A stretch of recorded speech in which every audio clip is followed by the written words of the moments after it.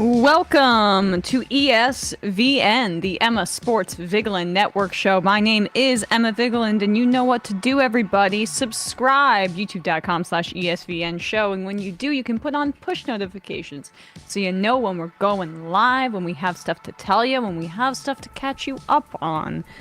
Rate us 5 stars on podcast platforms as well. Because I'm back from vacation, I'm a little bit more tan than I would be in March, mid to late March, question mark. We're getting closer and closer to April, the final month that I'm in my 20s. Anyway, hey, Bradley, how are you doing?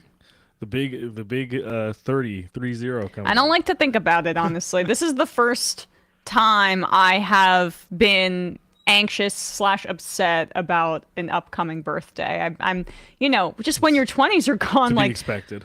your 20s are gone. And I feel like as a woman too that I'm just biologically aging, like another layer. My capacity to give life is waning. I'm just getting drained. The vessel is becoming less viable. Exactly, which is all I'm really good for. When you really think about it. Yeah.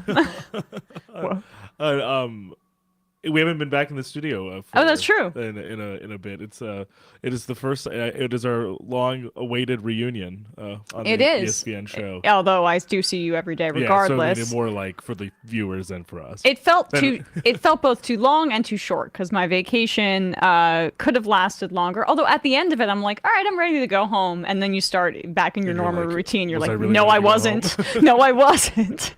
I definitely felt that after my honeymoon for sure. Oh my gosh! I was like, yeah, that was a good amount of time. I got back, I was like, oh, right, it's over now. Right. So then you can never get it back. Right. Until next vacation, potentially. Yes. We shall see. So we have a lot to talk about. I mean, all of NFL free agency, all of the incredible movement around the league. Let's start, though, I guess, with the most pressing topic here, which is just like, because it starts tomorrow, very good timing by us, by the way, that March Madness is beginning. And Bradley, you are the college basketball expert on this program, so I will defer to you when I ask, will UConn go back to back? Because that seems to be what the experts are telling me, that they are so damn deep and they're so strong scoring wise, defensively as well, that they're at least a lock to get to the Final Four. Well, I think that makes sense in a number of ways. Also because like they are only, I think if I'm not mistaken, amongst the number 1 seeds, they're the only 3-loss team. Like every other team has more losses than them. Right. So like, but even just by pure win loss, they look to be the most dominant number 1 seed. But also, they didn't lose a ton of. There wasn't an enormous amount of attrition after their national championship last year. They brought back a bunch of really key guys, right? And they're still playing really, really, of course, like, phenomenal basketball.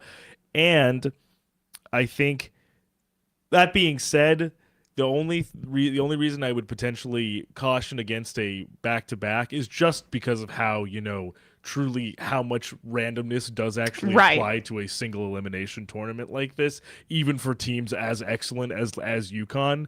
We're talking to teams that, have been feted as kind of the next up and coming big story in college basketball, a la Purdue a number of years, Tennessee a number of years, Houston a number of years, to never actually kind of like get to the end and actually win a championship, let alone repeat back to back. Right. There, I think is as formidable of a prospect of a team to do so. I just think it's really a matter of like there's no question about the quality of play. It's more like can the lucky breaks and sort of the cosmic favorability that every team does need to win this tournament, can it persist for them one more year? And I think, of course, we'll see. But I think it'll be very interesting. There's a lot of I think different avenues for good teams, and in particular the number 1 seeds. Right. What do you think about Purdue? That was my next question. Purdue, I always, I caution, because truly almost Matt Painter has been the coach of this team for basically, a little either now 20 or a little over 20 years. Wow. And his teams, for more often than not, basically in and out with very little kind of change in their profile, obviously just change in personnel. And what I mean by that is like they're a pretty good shooting team that is always buttressed by a like, enormous rim protecting big man. This time it's Zach Edey. Right, I was about to say. They've had many of those particular types of players in the past. Matt Harms is another that comes to mind. But they have, speaking of, I mentioned them earlier, is that they have always kind of been touted as a threat to win the title in the last few years, but have always met some sort of upset or just have not been able to make it past like the Elite Eight or even the Final Four. However, if you look at their side of the bracket, they don't have a particularly difficult way to go, and I say that because some of the Big 12 teams that they would, or the Big 12, one of the Big 12 teams that they would have to get to, Kansas is not as formidable as they have been in years past, and Gonzaga is also there as well. That would potentially be standing in their way, and I don't think this Gonzaga team is as heavy hitting as the last few Gonzaga teams with Drew Timme at the forefront have been. When they get to the Elite Eight, or theoretically, if they were get to the Elite Eight, they would meet the other perennial disappointment team in University of Tennessee potentially, who have been also extremely good this season as well. So it's more just to say that I could see them getting far because I don't think their pathway to get to the round of 8 or Final Four is as difficult. It'll just think those challenges will be greater even if they're fewer and farther between. Houston, they're an electric team, pretty exciting, right? But it seems like Kentucky is in there, is in the South. You always have to accommodate or account for them. Duke as well, Marquette, like that Southern quartile is very, very formidable by my initial reading, and on all the way on down, because yes, Houston's the number 1 seed, but as you said, just in terms of pedigree, I think obviously some of that is nebulous to a degree when you're like, oh, it's Kentucky, oh, it's Duke. I guess some Kentucky or Duke teams are better than other Kentucky and Duke teams, but I always think because of the amount, just by virtue of them being who they are, the amount of actual blue chip talent they have, there's always a chance in a one game sample size for a team like that, even if they're not Houston, even if they're not number 1, to be a bit of a wrecker in some ways. The Kentucky also as well has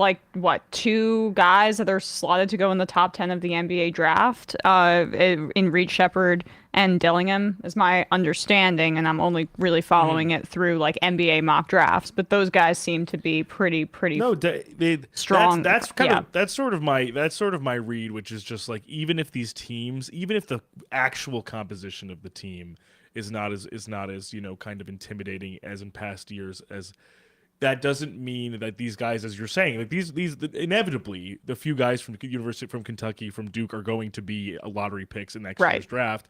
If one of them gets hot or one or both of them gets hot, as you're referring to with Kentucky, who knows what could happen, right? It's always a possibility, especially with teams like that. But on the other hand, UNC is also really not disappointed in a similar way. UNC has actually been, they're number 1 seed. They've been playing really, really good basketball as well. So there are definitely a lot at the top end, very, very, very the number 1 seeds are all very good. I think kind of 1 through 3, all a lot of really intimidating good teams. Some of these matchups though will be interesting based off of some of the metrics I've been seeing. So Duquesne is an 11 seed, and they are an 11 seed over a few teams that, based off strength of record and strength of schedule, in those types of metrics, are actually Duquesne is worse than some of these 12 or 13 seeds. So I'm interested to see if that actually shows out in their first game, and B, if those 12 or 13 seeds, a la the University of Vermont, the University of New Mexico, which is hysterical that University of New Mexico is an 11-6, if I'm not mistaken, matchup with Auburn or with Clemson, and they are 2.5 point favorites over Clemson. Oh, New Mexico is favored over Clemson, even though it's like an 11-6 matchup. Well, I mean, it seems like everyone and their mother has New Mexico upsetting Clemson, so that makes me think that Clemson will not get upset. That's what I've been seeing on some of these brackets. Yeah, based on that exactly. But I was really surprised to see that type of favoritism at the win the sports books, despite it being a 5 seed deficit. But I always find that to be kind of telling. As you said, though, I think it also could almost mean the reverse. Like it traps people into betting that one thing, and then doesn't go that way. You mentioned North Carolina, but like UNC, they have experience on that team because a lot of those guys have been around. They're a bit of an older, more veteran kind of team. Yes, definitely. That as the other, one of the 4 number 1 seeds bodes well for them. That's their strength. I would also keep an eye on the the James Madison matchup. James Madison is playing Wisconsin, and they were basically sniffing, or at least in the back half of the top 25 all season, despite obviously playing in a lower conference. Then they're also one of those teams that were, just by more advanced metrics, just in terms of the schedule composition, better than Duquesne, but are a lower seed. So definitely keep an eye out for those matchups, because it might some of these lower seeded teams might actually be a little bit better than their station. Interesting. And the other kind of glaring absence seems to be some of the Big East teams, despite the Big East actually being one of the more competitive conferences this year. Notably, Rick Pitino's St. John's did not make it, as well as Shaheen Holloway, who was the coach of the Cinderella St. Peter's Peacocks a few years back, but is now the coach of Seton Hall. Many prognosticators thought that they had a good shot and deserved to be in there, but neither of the teams made it. So those were two of kind of, I think, the glaring holes in terms of people who were snubbed, teams that were snubbed in the selection process yesterday. What do you think of Wisconsin? Well, so Wisconsin is in that James Madison matchup, and I think Wisconsin even from the Bo Ryan days to now with Coach Greg Gard, they play a pretty consistent style of ball, which is right. That's what I mean. Grinding the pace to a halt. Yes. Very, very skilled defense, some shooting, and just enough to kind of keep the score basically in the 40s. It seems exactly like what they do every single year when it comes to like their participation in the tournament. So they have an identity in that way. I think something important to look at with this JMU Wisconsin matchup is if they are able to kind of turn that pace dictation away from Wisconsin. If they're able to speed up the game on both ends, can Wisconsin counter that? Right. Or bring the pace back down again? Yeah. So I think that'll be interesting to watch. What upsets should we look for to start? Based on some of the articles that I have been reading, I'm curious what you think about Drake and Washington State. That was an upset that I was eyeing a little bit there. Oh, that is interesting. What's the seeding there? Oh, actually, maybe I'm wrong. Maybe there's not an upset. God, these brackets are so difficult. I can put it up also if we want to take a look up here. I mean, Drake is the 10 seed. I was right that they're the upset. So it's 10 over 7, Washington State. Yeah, I think that I think is sometimes, honestly, I think the 10-7, 8-9 matchups are they're kind of coin flips to me sometimes. Yeah, Nevada and Dayton, that's also a 10-7 coin flip situation. The 8-9 and 10-7 I think are the harder ones to really predict other than because I think it's a little just a little bit more close in terms of not obviously just seeding, but also quality of team. Whereas the 12-5 one's, interestingly, if I'm remembering this correctly, it's either the 12-5 or the 13-4 over the history of the tournament. One of those two seed matchups is the one that is most rife for upsets. Right. For some reason, that middle pocket of top 4 team, back half of the bracket teams, they're always a little bit witchy in terms of the propensity for upsets. So that's probably where I'd look if you want to take a few 12-5 or 13-4 upsets. Yeah. Just because I think inevitably one of them will hit. What about a 2-15 upset? Could you see St. Peter's upsetting Tennessee? Well, St. Peter's had the miracle run a few years ago, but the team, I think the composition of the team is different just because I think that at this point it was either 2 or 3 years ago and Holloway is no longer coach. So I'm not sure if they're as, as I don't know if they're as built for it as they were before, but Tennessee, as I was saying before, they have a propensity to fall on their face in the tournament. Sometimes it usually happens with the Rick Barnes teams recently. It's happened later than in the first round for the most part. So I usually see them getting out of the first round and then getting embarrassed later, but it's certainly possible. The Peacocks were very feisty last time, so.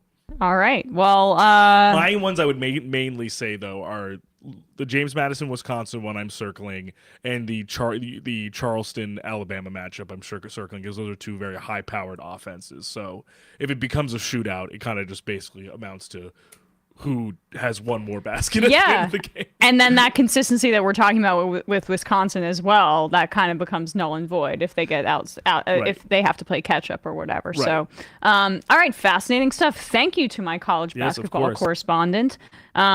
Oh, just one more thing. I think I wanted. Pick your final four. Oh yeah, I'll pick my final four. But I just wanted to say to that exact point. I think that's sometimes why teams like that one time when there was like the first in I think it might have been the first in March Madness history when it was the UMBC, University of Maryland Baltimore College 16 seed against University of Virginia, is because under Tony Bennett, University of Virginia has an extremely defined like game plan, scheme, and philosophy of how they play. It's a similar thing to Wisconsin. Right. It's very defense focused, very slow, very low scoring. If you turn that ethos on its head and they don't have a backup plan or a counter to your counter, that's easier than a team that might have just more versatility, more in their toolbox, and like this is how we as the UVA play basketball. All right. Well, give your final four then. So I haven't fully dove into the bracket to actually make mine yet. Yeah. But if I had to, I still think, to your point, I think UConn will come out of there. I agree. I think UConn will come out of their side of the bracket. I think Kentucky will come in from the south side. So I'm just going to say UConn, Kentucky, just throwing this out there basically because this is so random and difficult to determine. I think UConn. Honestly, the number 3 seed Illinois have been playing also really good basketball the last few months. So I would maybe put UConn and Illinois from the East, then Houston on the other side on one of the South regions, and then perhaps. And then UConn beating Illinois to get to the Final Four. Yes. That makes sense. And then if I had to take, because now I'm in the Purdue side of things, I'd maybe take Creighton on the other side. Creighton's a similar bridesmaid type team that has always gotten to very, very consistently under Doug McDermott's father, the head coach of Creighton. Yes. I think it's Scott McDermott. I'm pretty sure his name is. He has always brought these guys to either the Sweet 16 or the 8. I would probably say almost like maybe like 7 of 10 years since like 2014 or something like that. If they were to actually finally break the wall and get to the Final Four, I could definitely see it happening. So you're gonna go with Creighton in the Final Four. Yeah, so I would say UConn. So I would say UConn, Creighton, Illinois, Houston. Well, UConn. So UConn and Illinois has to get Illinois is coming out of the East, so to get to the Final Four. Wouldn't it be 2 of them on the east side of it? I'm looking at it. Oh no, sorry, or Illinois is on the. For the Final Four. Where does the West start? I'm looking at. Oh, I'm sorry. I didn't go all the way down. Yeah, I apologize. UConn Illinois is the 3rd seed in the East, and UConn's the 1 seed. So I want UConn from the East, Houston from the South, Creighton from the Midwest, and then I'm going to take. Should I do a fun one here? Do a fun one. Why not? I'm going to do Charleston. You're going to do Charleston. Charleston to beat Alabama. That makes sense. All right. So Charleston, UConn, Houston. Charleston 13 seed in the Final Four, baby. Houston, and Creighton. All and right. It would be UConn, Houston, Houston wins. All right. Well, we'll see. Because I'm going at this thinking that there's not going to be a repeat. If I'm wrong, I would totally make sense because UConn is extremely dominant. Yeah. But I'm just more going like maybe a coin flip circumstance happens for UConn to get bounced somehow. And Kowalski from Nebraska said, "Nice to see Bradley as a Nebraska supporter. Great taste." Yeah, you know I have to hold it down for my guy. Floyd the Barber says his name is Greg McDermott, but he does look like he could be a Scott. Yeah. Left field is best, as UNC and Arizona make for an interesting Elite Eight matchup. Their respective stars, R.J. Davis and Caleb Love, have a personal history. That'd be interesting. That's right, because Caleb Love transferred to the University of Arizona, so from the University of North Carolina. So that'll be interesting. Left field is best also says James Madison lost to Appalachian State twice. Don't worry about JMU. you guys are going to be don't come crawling back to me when they beat Wisconsin. Ooh, we're all over the JMU bandwagon here. I think their name. I think they're pretty. What sure are they, cows or something? Their mascot is like an admiral or something. Oh, like that. I mean, I just remember they're purple and yellow, right? Oh no, you know the other purple and yellow college is Williams. That's D3 school, obviously, but they're purple and yellow. They're the Duke. The Duke Dog. Duke Dog is the mascot. Is that what? That can't possibly be their name. Oh, the Dukes. Okay, Dukes. The Dukes. Yeah, I mean they're very, very southern. Yeah, JMU. Oh God, I knew a few people. That purple and gold down there in Virginia. That's that. All right, folks. Well, I'm excited to watch some college basketball and kind of get into March Madness this year. It's always fun. Yeah, it's always fun. It's always a grand old time. And you know, just my life needs to be filled with constant distractions, so I'm not thinking about Palestine constantly. And that's how I'm living my life right now. So Saturday might be a good. Yeah, good respite. Good respite. And I do want to, at one point, just highlight, there's a great piece in The Nation by the legendary sports writer Dave Zirin, which maybe we'll get to, about FIFA's silence on a Palestinian footballer who has been killed by Israel. But before we touch on that, let's talk NFL. This is our crown jewel here, our favorite sport to discuss, the violent sport of football, American football, baby. Now, I mean, so have the Steelers decided that they're going to be an entirely different organization, or what the hell is happening? Because this is the team that always stays the course. They have their starters, they have their guys, they stick with their plan, they know what they're doing, they don't rely too much on the quarterback position. Now, like Roethlisberger and Terry Bradshaw, they had strengths as quarterbacks, right? I mean, they're both big, strong, kind of like almost corn-fed guys. Both Terry Bradshaw and Ben Roethlisberger, like their two, franchise quarterbacks, were strong, big arms, kind of dumb. I feel like that's and for his size, yeah, Ben could move surprisingly well, but he was sort of a big oaf who didn't move. Like his strength was staying tall in the pocket and uncorking. It wasn't really as you said, they weren't like Roethlisberger wasn't revered for his athleticism. It was for his arm. Yeah, no, I mean same, yes, agreed. But same with Terry Bradshaw. Right. Point being, like they've had an identity for almost like 50 years. Yes, yes, and it's not, and it's interesting too because the Packers have their own quarterback identity too, where you got to be a gunslinger and you got the offense for the Packers. Historically, they've structured their team around their quarterback. Mm-hmm. The Steelers have not been like that. Right. That doesn't mean that Ben, I think, despite everything wrong with him as a person, is a Hall of Fame quarterback. But they've struggled obviously since his retirement. And Kenny Pickett was supposed to be the savior. Like their general manager at the time resigned. It was his final year. Kevin, I'm blanking on his last name. No. Costello? Something like that. No, it's not Kevin Colbert. Colbert. Yeah, there you were close. Costello. Stevie Wonder says Terry Bradshaw had a worse total QBR than Christian Ponder. He wasn't as great as we were told to remember. Well, it was also like the early 70s. Yeah. It was a different time. Yeah. Also, quarterback rating is stupid. No offense, but you can't really boil quarterback play down to statistics. It's one of the least the sports that I think like completion percentage, for example, is considered very highly in the quarterback rating metric, and I don't agree that completion percentage is a good indicator of quarterback play.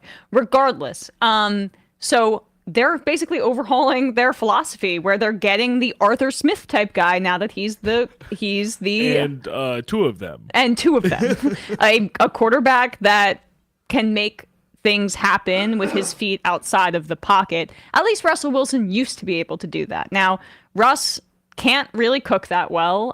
There are some 5-star chefs in the NFL, and Russ is not one of them. He's maybe the guy working at the diner, but he can still cook. While you got Patrick Mahomes and Josh Allen and Lamar Jackson and CJ Stroud, they're cooking up 5-star meals. They're Michelin star chefs. Up and comers. Yeah, rising stars in the culinary scene. Russ is working at, I don't know, the best restaurant in your hometown in Delaware. Okay? So that's the kind of situation that I'm thinking of envisioning for him in a hotel. Maybe. He is the hotel chef. He is the hotel chef. It's a nice hotel, but not a Michelin star situation. I've taken this analogy way too far. Anyway, so apparently Russell Wilson got the assurance that he'll be the starter there in Pittsburgh, which makes the trade that they subsequently made for Justin Fields more interesting. Because now apparently Fields is supposed to learn from Russ. But I have questions about how this is going to play out. Russ is going to walk into the room being all corny. Justin Fields is going to walk into the room being all cool. And also way faster, stronger arm at this point in his career.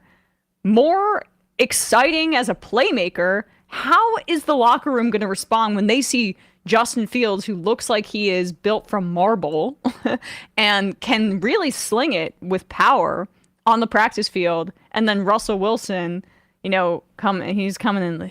Let's steal. Let's manufacture. Yeah. I don't know. I don't think that this is going to end that well for Russell Wilson. I think that Justin Fields is going to start to make himself known. And but it is okay. But the other angle is like Kenny Pickett. What the hell happened there? I mean, I know that he doesn't have high-end talent, but it seemed like they were at least going to try to stick it out with him. But it was weird that he didn't come back from injury for the playoff game that they somehow were playing in at the end of last year. Like, why? What happened with Kenny Pickett and this coaching staff, especially for a guy that seems so unassuming? It seems odd that I don't know, there was a fallout, clearly. Yeah, I also even think about like how the delicate language, I think it was either Adam Schefter or Ian Rappaport used, where it was something along the lines of like Pickett could not, like, when reporting of the Wilson signing and the Fields trade happened, like that was when Pickett made it clear that he could not like abide by the decision. It was something along those lines where it sort of was like, as soon as he realized, he was like, you have to trade me. Like, I'm not going to stay on the team to be potentially like a third stringer or something like that. So I agree. I definitely think something must have broken down between the team and Pickett at some point. But also at the same time, I think certain more visible catastrophes, a la my own favorite team, can mask some pretty bad quarterback play elsewhere. Kenny Pickett did not perform too much better in a lot of key metrics over Zach Wilson. Honestly. Oh, yeah. He was actually one of the worst quarterbacks in the league for a good chunk of last season. And the eye test showed that, too. We don't need to necessarily go off stats for that reason. And I would definitely. And, in terms of an athlete, there's no question who you're taking in that matchup, right? Right. And even, but I also think, similar to that of Zach Wilson too, I don't think the Matt Canada offense, which was like pretty putrid and uncreative, did Pickett any favors.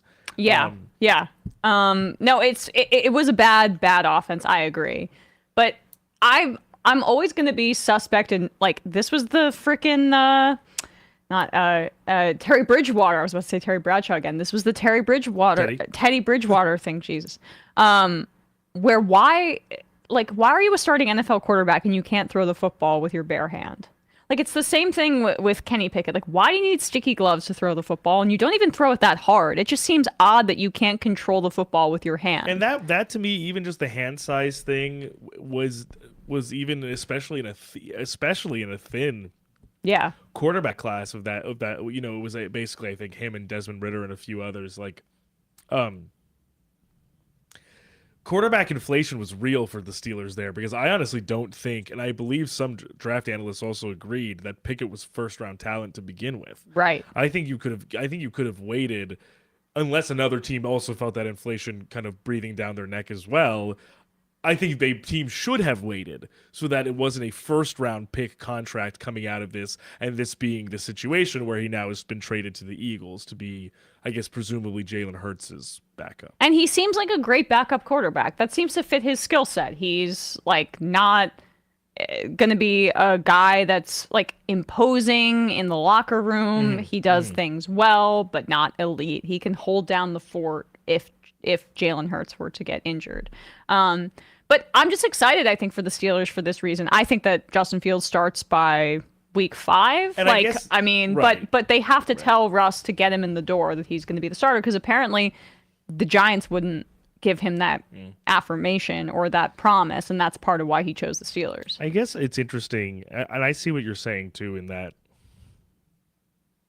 my kind of hope is that they don't hang on too much to the Russell experience just by virtue of Russell being older and having like more cachet than Fields as a starter, even though Russ has been, based off his last 2 seasons in Denver, made very clear that he's just not nearly the guy he once was. Whereas Fields, for his faults as a passer, he at the very least, and we've said this on the show before, he does at least show an elite skill.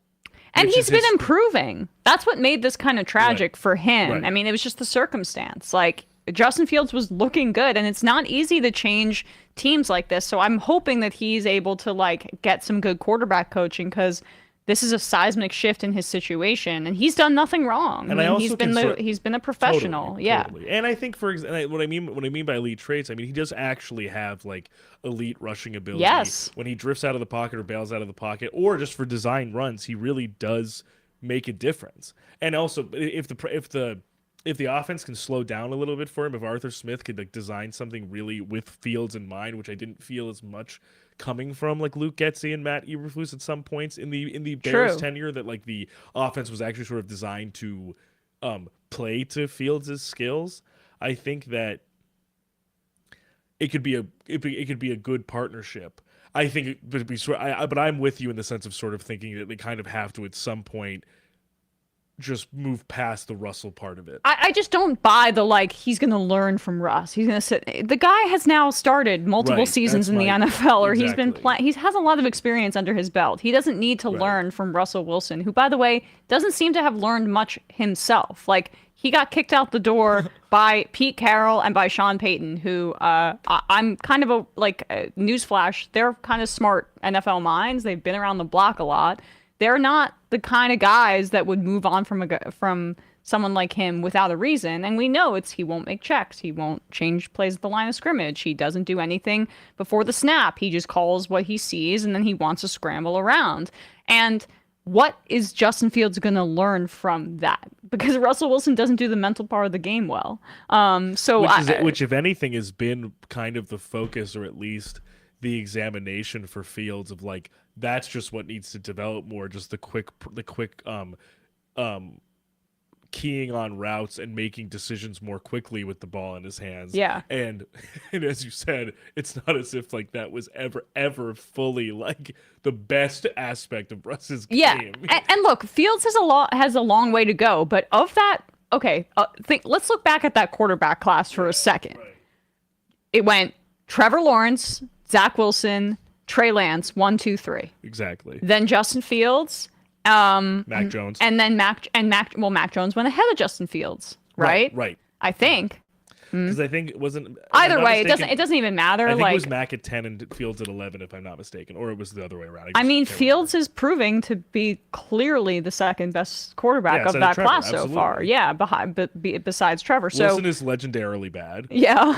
Lance was basically played 3 games in 4 years. Yes. And Mac is already a flame out and has moved back home to Jacksonville to play for the home team. Yeah, exactly. Behind Trevor Lawrence, the guy his fellow draft. And this was supposed to be like this generational quarterback class. So it just goes to show, like, you don't really know. But and even Trevor, I would say, has been a little bit more disappointing than him being heralded as the second coming of Peyton Manning. And I think some of that has to do with this letting Trent Baalke be the general manager of an NFL football team. Yes, we'll get to that in the Jaguars in just a second. But yeah, so I think Justin Fields, it's a good offensive coordinator, oddly, for him, because Arthur Smith is like,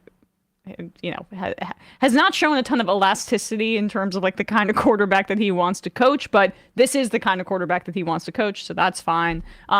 Kenny Pickett, I feel like it's odd how things ended, but I think Russell Wilson will be on the bench in a matter of time, because when they go to practice, all the guys on the field are going to be like, wow, Justin Fields' arm is stronger. Justin Fields is a better athlete. Justin Fields relates to the locker room more. He's like 25. Justin Fields and not is 34 or whatever. Right, exactly. And so weird. Like I just think it's a little bit, I don't know if Russell Wilson knew that they were in on Justin Fields when he made this decision. That's a good point. And I'm curious. Yeah. Like, did he know signing this? Well, also notably, I just wanted to make this point too, which is funny, is like notably also he signed for the veteran minimum, which actually to me also makes it so that I actually, from that perspective as well, I'm okay with it from the Steelers' perspective, because they didn't sink any more exorbitant money or terms into a contract with Russ, because the Broncos did that to such a heinous degree that it would not be allowed for him to recoup another massive contract. Yes. So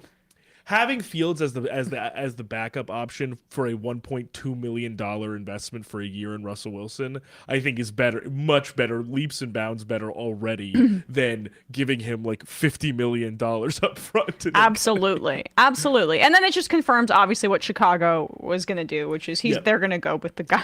Trade Fields, draft Caleb Williams. Yes. Yeah. Ryan Poles is going to go with the guy that's like the closest thing that people are saying to Patrick Mahomes coming out in the draft. Come what may. And yes, that's, but if anything, how can you not? How can you not? Right. I mean, can you, 100%. when you watch, so like, okay, how many interceptions, look this up, how many interceptions do you think Caleb Williams had last year?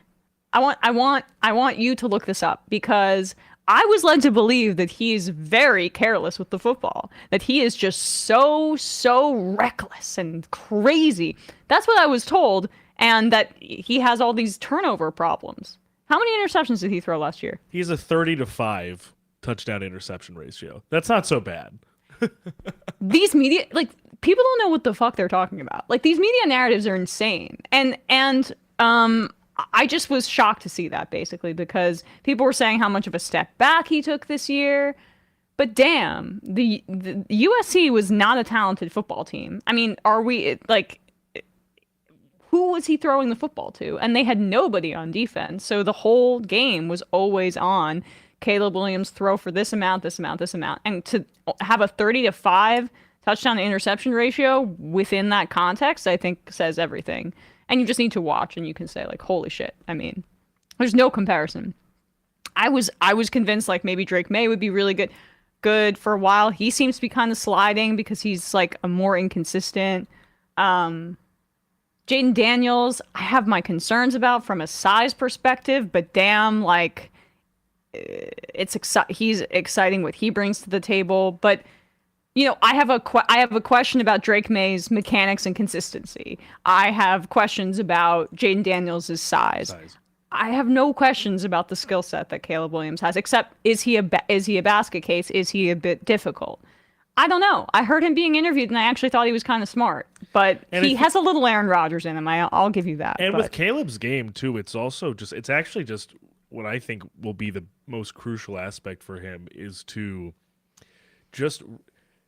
he has the confidence and the creativity and the tenacity already to make, like, really, like, almost like death-defying, insane out-of-structure plays. I think the only thing that the Bears could do to help him with, matriculating into the NFL is to sort of slightly at the margins curtail the desire for hero ball. Yeah. Not the ability to do it. Because like when he has to do it, he does. I think the point is I think the only real issue is sometimes he wants to, even when he doesn't have to. Well, and he has a defensive head coach now, so that's going to be coached out of him even to a degree that I may not like. We'll see if Eberflus can have that more D'Amico Ryans balance. Totally. Yeah. As you said, something that we haven't enjoyed with Justin Herbert's development is the hewing to conservatism from a more defensive-minded head coach. So, right, exactly. So we definitely would not want to see that, but only enough so he's not putting himself in harm's way or making mistakes just by virtue of like, I have a clean pocket, but I may want to run this like 35 yards and people are open. Right, exactly. And speaking, by the way, of Justin Herbert and the Chargers, it's funny you mentioned that because the Chargers were in cap hell. And who will Caleb Williams be throwing to now besides DJ Moore? Well, Keenan Allen, who was traded for a 4th-round pick.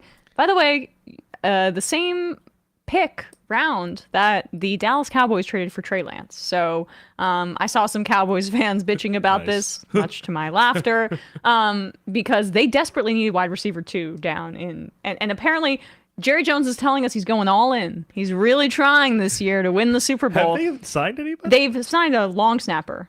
And I guess Eric Kendricks, because Eric Kendricks maybe, sure, right. I think what happened is Eric Kendricks was going to sign with the Niners, but then reneged and is now signing with the Cowboys. Yeah, whoa, 32-year-old Eric Kendricks. I was gonna say, so a long snapper and like a pretty grizzled veteran linebacker. Exactly. Nice. So the Cowboys are hilarious to me. Again, did you see the Skip Bayless tweet where he said "all in, comma my ass"? Yeah. Well, good use of the comma there, buddy. I mean, he understands. Skip's not the brightest bulb, but he understands the importance of an Oxford comma. That wasn't an Oxford comma, was it? All the mentions of the tweet were like the comma's doing so much work. Yeah. This comma is Herculean. Yeah, like literally like Atlas holding up the world. Like, don't delete me. But look, so Keenan Allen is an older player. I get it. But damn, this gives. I mean, I love what the Bears are doing. I love what the Bears are doing. I just think there's actually now. I think there's a potential for there to be legitimate dimension to this wide receiver room where very much prior to this or even prior to last season, I mean pre DJ Moore, there was just none of that. There was no actual like profiles for the pass catchers in this offense. Now you have a real number one threat in DJ Moore who can do a little bit of everything but at least is also very athletic. And then athletic fast with DJ Moore whereas the Keenan Allen thing, I think, is actually a great compliment, is because as a veteran presence and still a great receiver at the catch point, still a very savvy route runner, that's the change of pace that you have there. You can get DJ Moore to take off the top. That's part of why they didn't prioritize re-signing Darnell Mooney. Exactly, because you don't need it's samey Darnell Mooney and DJ Moore. So DJ Moore can take the top off, and then you can have Keenan Allen running great routes, intermediate routes, totally veteran presence, and look, Caleb Williams throws the ball like an NFL veteran, so I don't think the adjustment's going to be too bad. They only he could, whatever. If it doesn't work, they could be done after this year, and that's just another option for a young quarterback. And I am a Cole Kmet truther.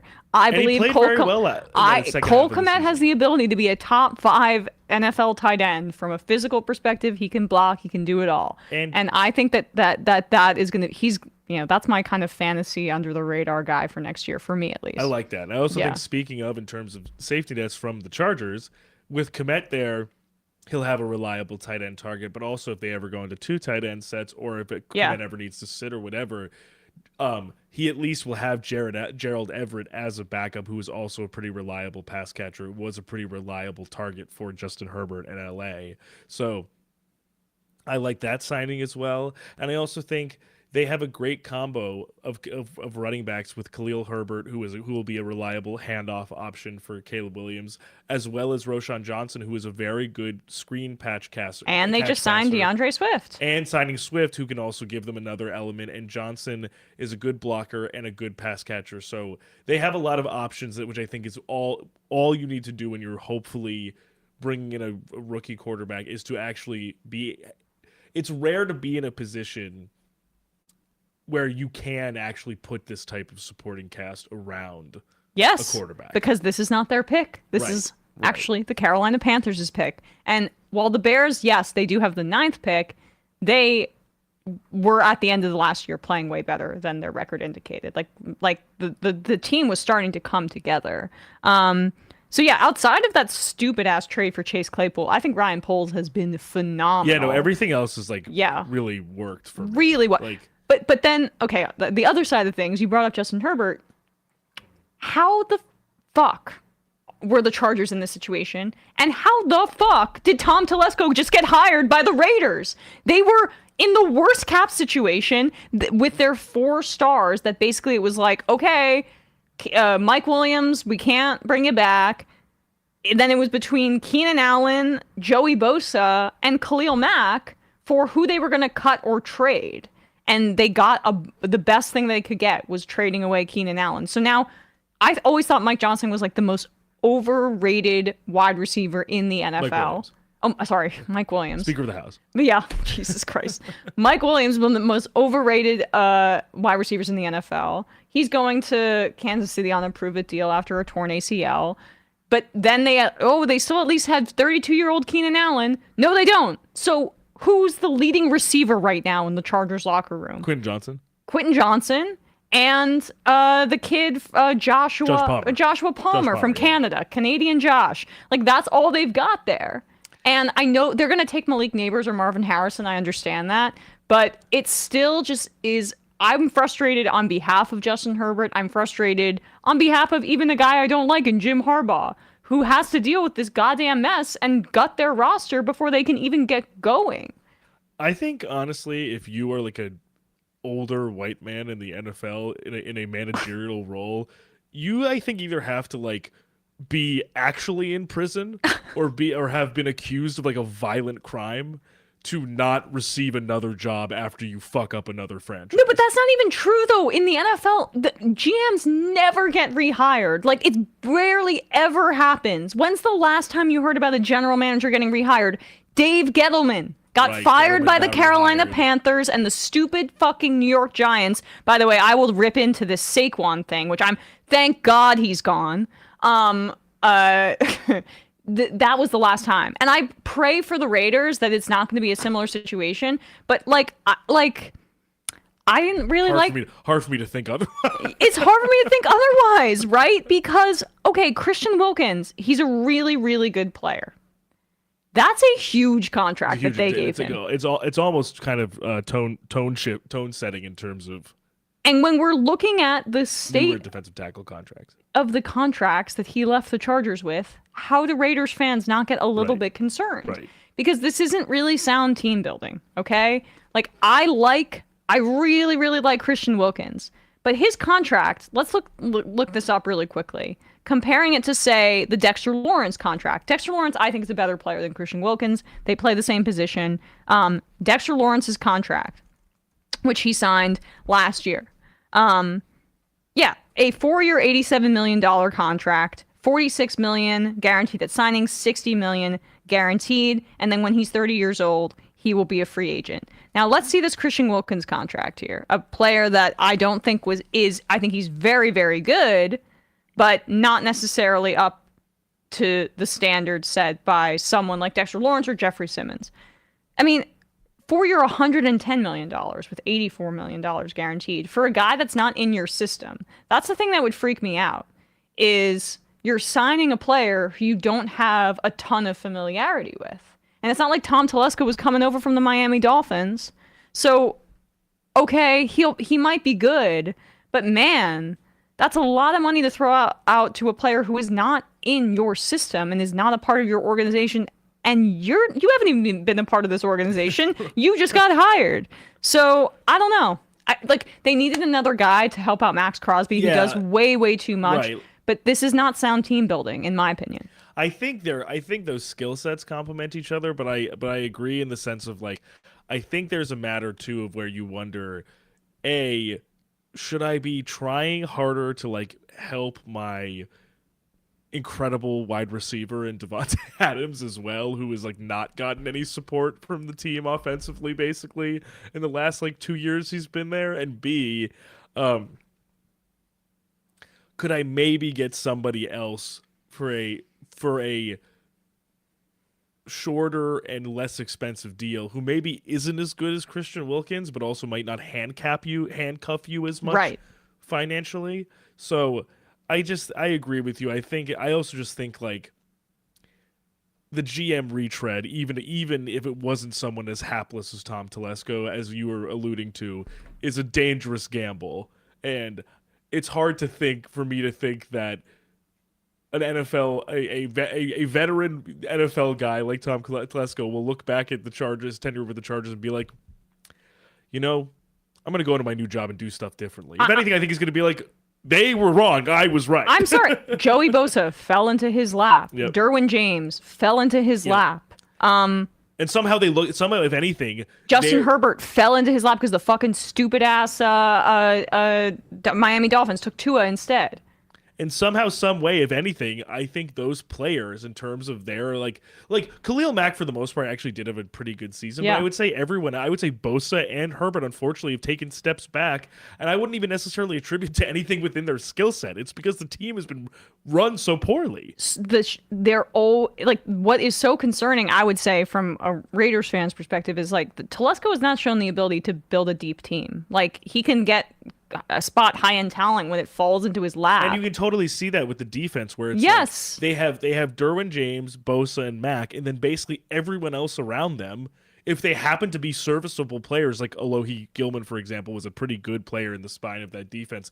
That's almost by accident. J.C. Jackson got a massive contract. And horrible. That was horrible for them. He got ran out of town. Yeah, he had to go get traded back to the Patriots. The Patriots, yeah. Right. It was such a horrific contract. So I have no idea what Tom Telesco did to deserve to get a second shot as an American as an American football general manager. But holy moly. Get your money, Tom. Yeah. Anyway, that was a tangent I didn't think I was going to but it's Neighbors or Marvin Harrison Jr. to the Chargers. Guarantee it. Book it right now. No chance it's any other player. Unless, I guess, there's a trade, but I think if they stand pat, I think it's for sure. There's no way.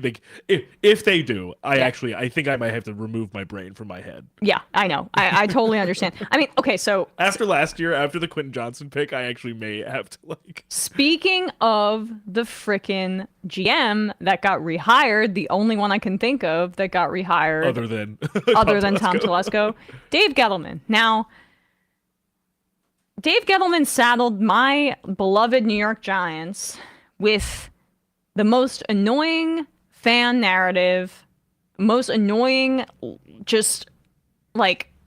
conundrum that we had to deal with for this many years. And I know there are a lot of Giants fans that love Saquon Barkley.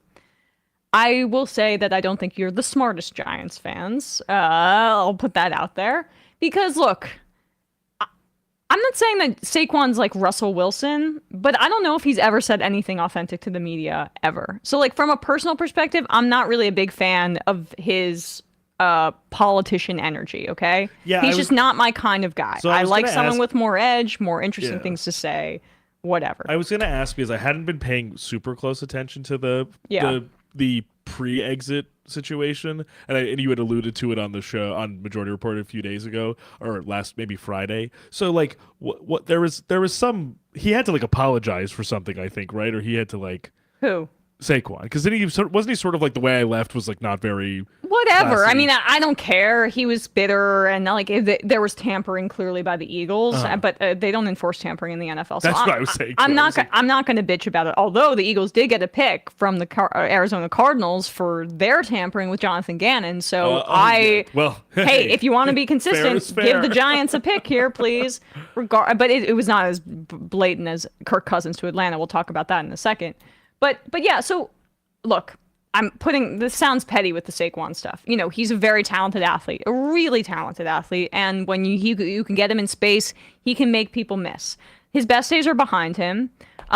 He made a lot of money as the second overall pick in a way that other running backs don't have that luxury. So I feel less badly for him to be in his situation than I do with other running backs, undrafted guys that never ever see a big payday and they're driven into the ground. Saquon was paid well as the second overall pick coming out, and he got a good contract with the Eagles. I'm so thrilled to be getting off of this train with Saquon, because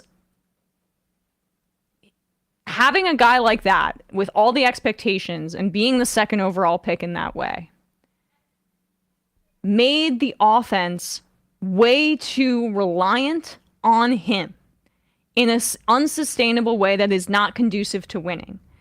He is talented in such a way that, and because of the politics of the pick, the offense and the team was held back by the consistent fixation on getting Saquon the ball and the Saquon industrial complex within the New York Giants organization, with the frickin' Campbell's soup advertisements, with his, I want to be a part of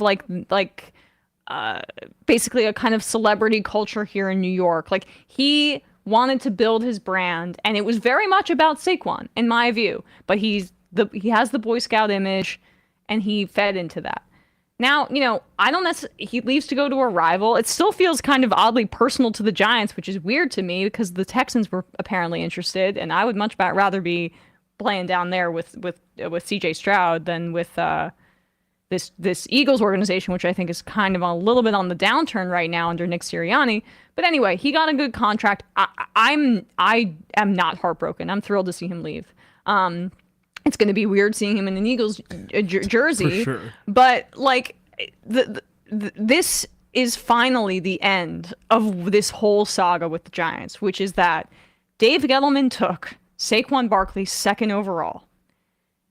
In the draft that had Josh Allen, which I was screaming about, take Josh Allen, and Lamar Jackson, but no, Lamar almost fell out of the first round, which is insane. Last pick in the first round. But I was very into the Josh Allen experience. I actually liked Baker Mayfield too in that draft, but he went first to the Browns. Yeah. And then the second pick was Saquon. The third pick was Sam Darnold. The John Elway-led Broncos were reportedly so in love with Sam Darnold that they offered a ton of picks to the Giants to get ahead of the Jets so they could take Sam Darnold. And Dave Gettleman refused to pick up the phone. This decision... So now it's personal for me, too. The decision to not pick up the phone, to take a running back 2nd overall, is one of the worst decisions by a general manager in the history of professional sports. Not just because of what he turned down. And not because Saquon was a bad player. He was Rookie of the Year, Offensive Rookie of the Year. But what it did to the Giants' offense, how it set the organization back, how his talent actually, in my opinion, made the offense more one-dimensional, more predictable, not as conducive to winning football in the year whenever he was drafted to now, to 2024. It has been such a damn train wreck with Saquon Barkley that I feel like fans are crazy that they're upset that he's gone. We can allocate those resources in ways that are more conducive to winning, like the defensive line, the offensive line. The Giants signed multiple guards, a swing tackle who's been a Giants fan since he grew up in London. They also traded that 2nd round pick for Brian Burns. This is how you win actually in the NFL. Not by taking a running back 2nd overall and declining massive amounts of draft capital for that. You build the trenches, you build the lines, and then maybe you can be like the Eagles and consider signing a guy like Saquon, or like the 49ers, where they said our final missing piece here right now is Christian McCaffrey. Yeah. I still don't even think you need to do that. But those teams had the luxury of being able to do that. But the Giants should never, ever, ever have been. And I don't want to hear about the Daniel Jones contract either, because he was paid market rate for a quarterback of the mid-level that he was at, $40 million a year for 2 years, and he's on the roster this year, but he's not going to be able to. They're going to cut him after this year. Nothing's guaranteed. So it's just a silly argument. And allocating resources to a quarterback is very different. And I will defend that contract because of how easily you can get out of it, and because paying a quarterback is much smarter of a bet than paying a running back, 100%. And I see where you're coming from in the sense that Saquon, I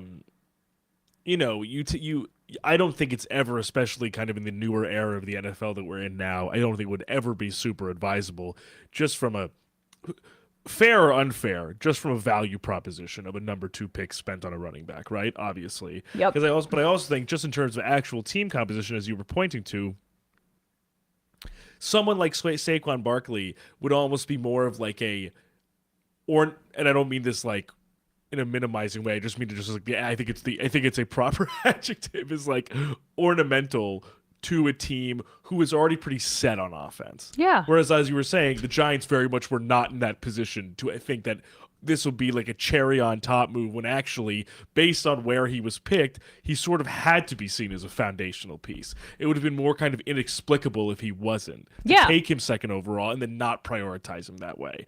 And then, on the other hand, as you said with the Daniel Jones contract, I think there is an argument to be made that if they could have potentially deferred the extension another year to see what their how things were going to go, that would have been potentially advisable. But at the same time, as you said, the 2 years of the money, they can get out from under it after that.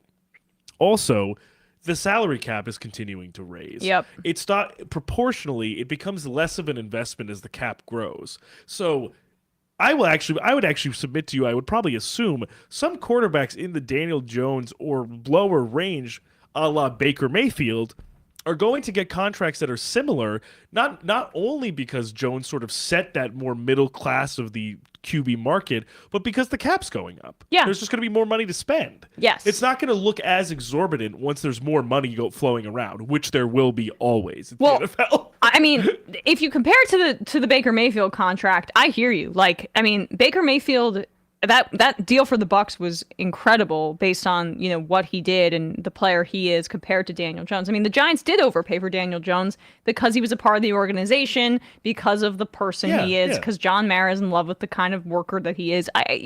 But like, you see the measurables of a guy like Daniel Jones, and it was easy to get seduced by that talent. He's a big-ass guy who can run, but he can't improvise, and he can't stay healthy. And so that's why I think that the Giants, because they're not doing what the Gettleman regime did, which is drafting the player, falling in love with the talent, and not keeping like the proportional team building aspect in mind. That's why I do think that they're going to take a quarterback at 6, if not trade up, because they don't expect to be in this position in the end, and they're building up the trenches around him. And they won't go for a guy like Neighbors or a top wide receiver, because I don't think that they believe in building the team like that. Yeah. So it'll be interesting to see. That'll be like the next kind of domino to fall, I think, is whatever happens on draft day. That's the other thing is that the Vikings have now acquired the Texans' first round pick, who they trade. That I thought the return was shockingly low for Caserio and the Texans. Basically, they got a second round pick to trade out of the first round, an extra one. So I don't know, but the Vikings now have 2 first round picks. They've lost Kirk Cousins to Atlanta in free agency. Right. And signed Sam Darnold just basically as a stopgap, but with the presumption that, I think especially as you say, arming themselves with another first-round pick, do they maybe say, hey, Arizona, hey, LA. Yeah. And what can we do to get up to that spot and take a quarterback? Right. Or hey to I'm still not convinced that the Patriots hey, New England should draft a quarterback with the state of their roster. Right. I feel like they need to set whoever they eventually draft as quarterback up for success, and that team is just in a very bad situation just yet. We were saying this before the show. But I think it's going to go, obviously, Caleb Williams. I think Jayden Daniels will be the pick for the Commanders just because of what you're starting to hear a little bit about Drake May and some of the concerns there. But whoever gets taken by Washington is in a much better situation than would be taken by the Patriots. I don't know if there's a situation where a quarterback is likely to be drafted into in the NFL that would be worse than the New England Patriots right now. Bottom 3 wide receiver room in the NFL. Horrible offensive line that has been underperforming, and a defensive head coach who we know nothing about because every detail about him was like kept under lock and key by Bill Belichick. So I think that the Patriots should start to maybe like reload and look into, and I'm not just saying that from a wish fulfillment perspective, reload for next year and have a better team for whenever they draft their guy. And it's interesting because I will say, the one thing that I've appreciated that the Patriots have done so far this offseason is, although they haven't really added too much yet, or haven't added much at all, they've at least kept the players that are actually good on the roster, which I think is encouraging. Like they still have Mike Onwenu, who is, I think, actually easily their best offensive lineman, a versatile offensive lineman. So to like not just lose that guy in free agency and have kind of a more anonymous offensive line than they could have, I think was smart. And then basically they did the transition tag for Kyle Duggar too. Right, so, and I think overall the defense will be good. Christian Gonzalez will be back from injury. I think there'll definitely be the defense. I think will be like completely passable throughout. But as you said, I like Ramondre Stevenson. I like Demario Douglas as like a gadget guy. But like then it's Devontae Parker and Tyquan Thornton. Devontae Parker's not there anymore. Oh, so it's not even Devontae Parker went to the Eagles. So it's Tyquan Thornton and Hunter Henry, I guess. I think are the remaining viable wide receivers there. And Juju, maybe, I guess. Patriots. Trade down with the Giants, buddy. Trade down. You can get a receiver at 6. Do it. Come on over here. Yeah.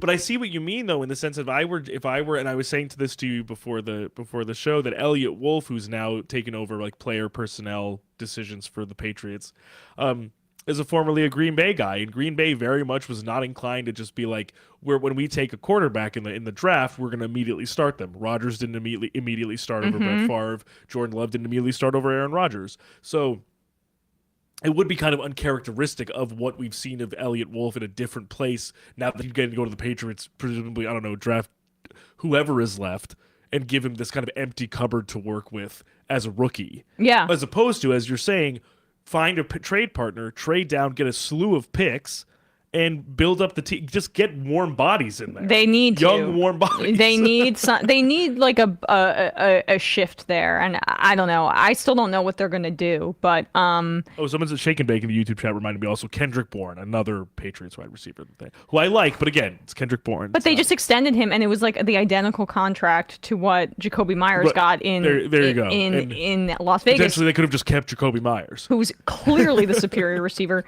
and also is similarly to when they gave that identical contract to Juju Smith-Schuster. That was what I was thinking too. And Myers was clearly the better receiver in that situation too. Which makes you wonder, almost like, why would they like what about swapping those guys is a net add for your team? Yes, yeah. So anyway, so I agree with you. I think they could be a prime target for trading down as well. Yeah, and so the one of the teams that was a big threat to trade up was Atlanta. Like we thought that they were going to make a play for a quarterback. And now that Kirk has been signed, it will no longer be necessary. We did not realize that this smoke was super real. Like, I thought Kirk Cousins was happy in Minnesota, but Kirk Cousins, we know, he doesn't leave any money on the table. The dude loves money. Even though in that quarterback series, they showed his house, and I was like, why is this? I was thinking the same thing. Why is this decorated like no offense, like what my uncle's house looks like in rural Pennsylvania? He has a pretty modest home, but he has a nice lake house in Michigan. But also, I'm like, I think you can have a pretty modest home in Minneapolis and have a nice lake house in Michigan and not be like worth like almost $300 million. It's just odd. Like, why do you love money so much, but then you don't want to make your house look nice? That's like the frugality is a weird aspect of it to me as well. It looks the house looks like a Stockholm, like from I don't know. It's just like it's very aesthetically kind of just like. It's pretty uniform. Did they shoot Arrested Development in there? Yeah, it's not. That's what it feels like. Or one of those fake homes in Curb Your Enthusiasm. Exactly. Where it's like, okay, Larry doesn't live in a house that looks like this, but okay, we're just gonna shoot in this house. Yeah, That's it's what just looks not like. particularly striking, for someone who has and also this isn't me being like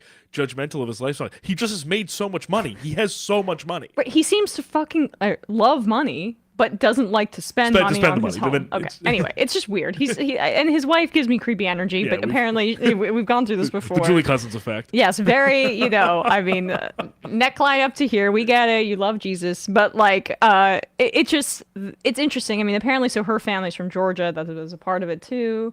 Oh yes, okay, right. Which I didn't realize at first, but maybe that's part of it too. But I agree with you. I thought he was very happy in Minnesota, as we were saying with the Michigan connection. He's close to home in Michigan, from Michigan. Yeah, and then also I feel like there was rumblings, or at least I think Justin Jefferson might have said, like, I don't want to play here if Kirk isn't re-signed. Right. Kevin O'Connell made very clear after the injury he wanted Kirk back after the Achilles injury, but. as we were saying, I think both maybe certain more personal connections, but also the draw of a long-term, extremely lucrative deal. Yeah. And the chance to play with Bijan Robinson, Kyle Pitts, Drake London. Well, that's Cordarrelle the Patterson. thing. I see it 100% from Kirk's perspective. Would I roster-wise, Atlanta, I'd take over Minnesota. And a good offensive line that's geared toward that style of play. Like, I think I think it totally makes sense. I think it and it seems like he'll be able to kind of lead the offense with, I guess it was Zach Robinson who got hired as the offensive coordinator, and he's from the kind of like same vein actually as Kevin O'Connell, so it'll be a similar offense because he came from the Rams too. So it'll be a very Sean McVay-esque. It won't be too much of a learning curve for Kirk. And the talent is better. And then I also actually see it from the Vikings perspective, which is like, we want to get off this train. We want a young guy. We want somebody who we can work with. And Kirk is asking for too much. And Kwesi Odefe-Mensah, sorry if I'm butchering his name, the general manager, is very analytics focused. So it's like, we're not going to spend X amount for this 35-year-old guy. So I actually don't mind it. Like, I think some Vikings fans are really upset.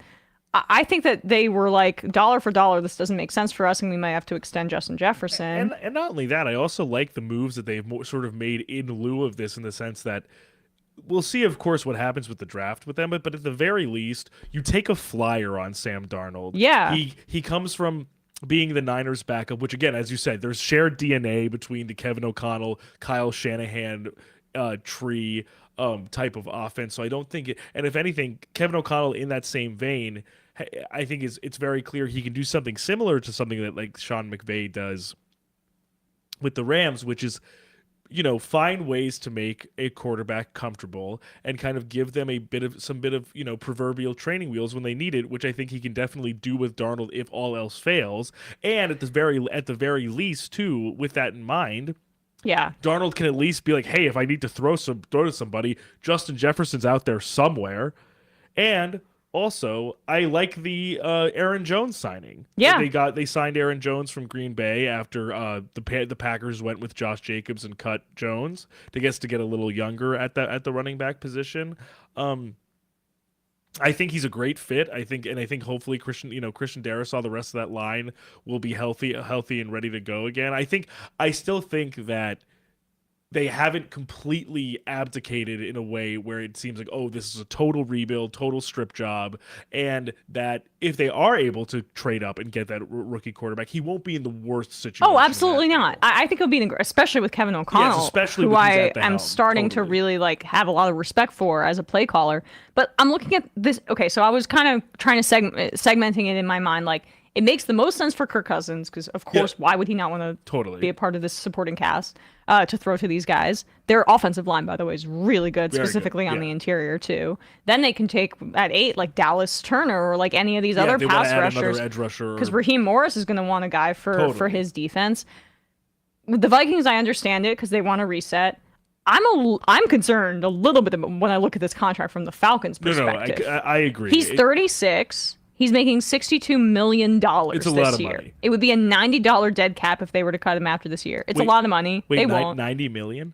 Yeah. Holy, oh my God. Because $90 million is guaranteed at signing. I mean, they're not going to do that, obviously. Right. But at 37, then he's also going to be making $45 million in 2026. It's a 3-year deal no matter what. Then they can cut him after the 3rd year, and it's only a $12.5 million dead cap. So like that final 4th year is a little bit more less guaranteed. But damn, he'd be 39 in that final year, and he is coming off an Achilles injury. And I don't need to tell a Jets fan that this is a very difficult injury for a guy to come back from later in age. And so I don't know what the medicals look like, but I don't know how they can confirm it when he's not even back to full strength. He tore it midway through the season. Like, this is not... He says he's not going to really be able to participate in a ton of the offseason program either. So it's a big gamble for Atlanta. Yeah, I think also... I think it becomes very clear based on this contract that even if the draw from the Falcons side to Kirk was the long-term security of the amount of years on the deal, I think if we're being realistic, and I'm sure in some capacity the Falcons and Kirk are realistic about it, their hope is that Kirk comes back healthy. Enough goes the right way in terms of health and in terms of the meshing of the offense and Raheem Morris at the helm.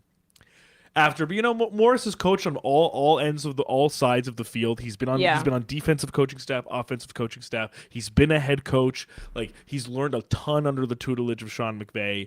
Like, I think they're just seeing this, that basically, why not, with a veteran quarterback, with all of the amount of capital we put into these explosive offensive weapons, we go for broke and see what happens over the next 2 years. I see what they're doing. I see it too. Yeah. With it does very much seem to me similar to like the Stafford Rams gambit, where it's like, we know it's a put all the chips in the middle of the table, and there will probably be some fallow years immediately after. Right. And which, again, it's a huge gamble, because at least with the Rams gamble, they did win the Super Bowl. Yep. And then had an incredibly difficult season, to the point where like Sean McVay was like mulling his life choices. Yeah. But having a bit of an existential crisis.